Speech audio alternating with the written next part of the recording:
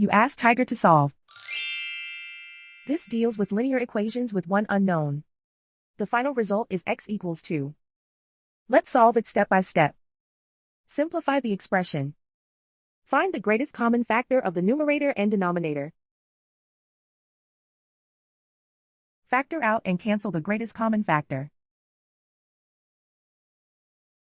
Swap sides. Isolate the x. Multiply both sides by 15. Group like terms. Multiply the coefficients. Simplify the fraction. Multiply the fractions. Simplify the arithmetic. And so the final result is x equals 2.